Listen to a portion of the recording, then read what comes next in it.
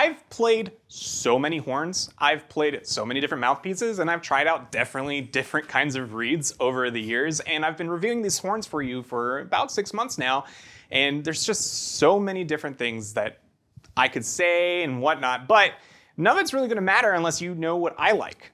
So today, what I'm gonna show you is all of the instruments that I use. My setups, my gear, the preferences I have, what I use them for, and what I use on a daily basis.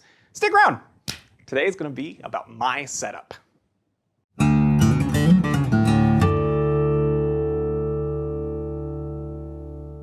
everybody, my name is Andrew King and we are here at Alamo Music.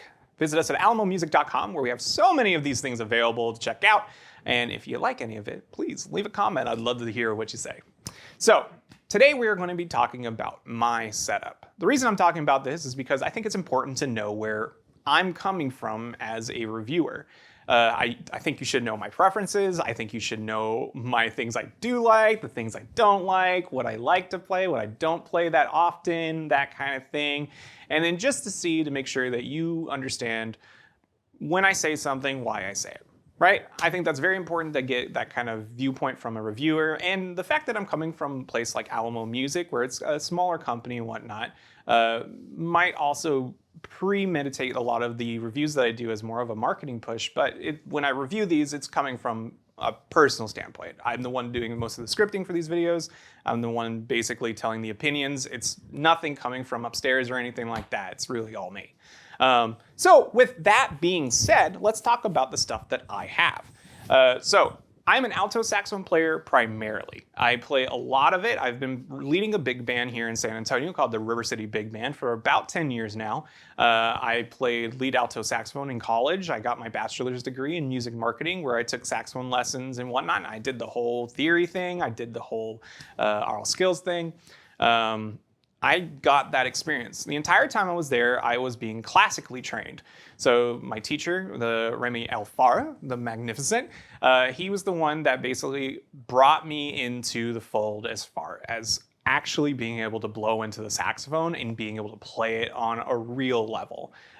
Things like overtones, all that kind of thing, I learned from him. That being said, my setup is definitely more jazz oriented.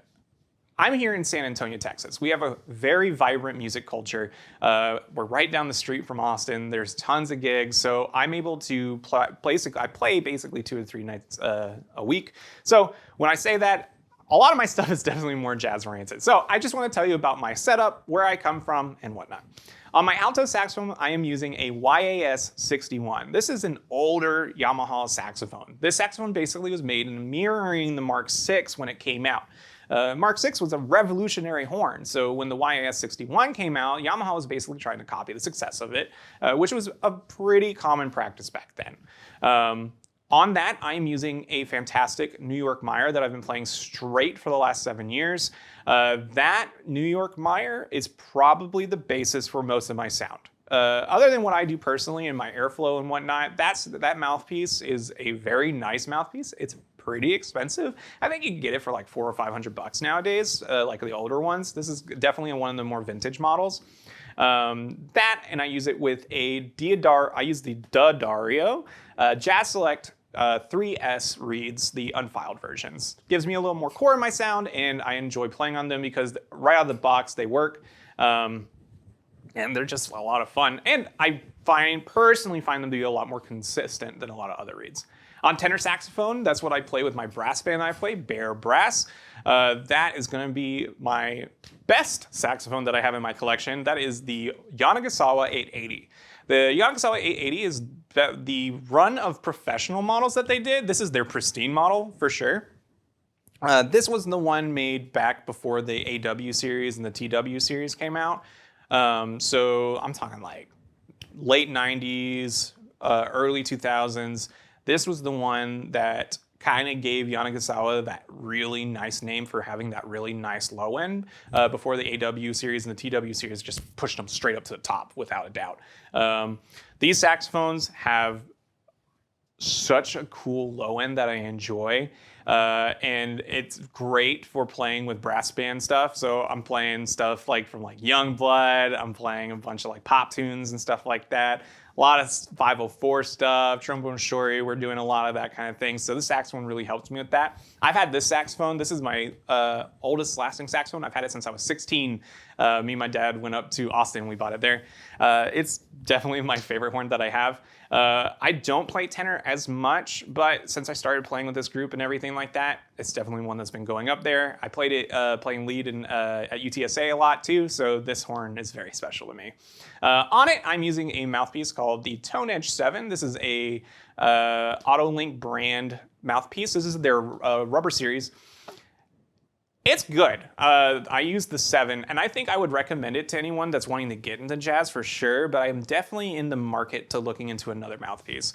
The reason being is it doesn't really give me the strength that I want, like the output, and that's all up to me in the end for sure. But in the setting that I play where it's really loud, it's a lot of bombastic stuff, this mouthpiece isn't really one that's for that. It's definitely one that's good for when you're mic'd up. I think I have a really good tone on it. I sound really good when I'm mic'd up in the studio and whatnot, but it's not really a good mouthpiece for playing outside for sure. The sound's very focused. It doesn't really spread as much as I would like it to. On that, I'm using also the Dario Jazz Select 3S on tenor saxophone. Again, they're just really good out of the box. You don't really have to do too much setup with them if you really want a good result out of them, and they last a really long time. Plus, they're consistent, so out of the box, you're gonna be fine for the most part. Sometimes a dud can come out every once in a while, but I like them.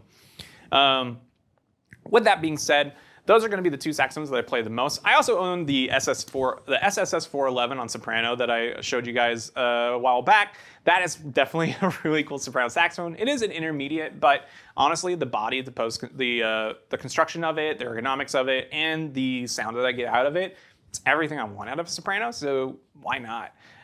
Getting a professional soprano would be cool, but I don't really get many gigs on it, so there's not really too much of a point to get it right now. Get one of those super advanced ones until maybe later in my career when I want to do that kind of stuff. So yeah, tell me what you think. Tell me what you play. I would love to hear what you guys are using and whatnot, and what kind of stuff you like to use. Are you a classical player? What do you like to use? I was using an AL3 on my alto. The AL3 is great, but it is a little more closed off. I think I should have gone with the C-Star, but I did have a mouthpiece refacer. So he was able to open up my AL3 to probably like what it would be with like AL4 or 5. Nicer opening and whatnot, but the AL3 isn't really great for like playing over a group, so it's not, or even a piano, to be honest. You kind of blend into those sounds. So with that being said, I do totally recommend all the stuff that I use. If you have any questions about it, leave a comment as well. I would love to hear it. Thank you so much for watching. I hope this gave a little more context for where I'm coming from and my experience and what I do. And I hope to see you at the next one. Have a wonderful day.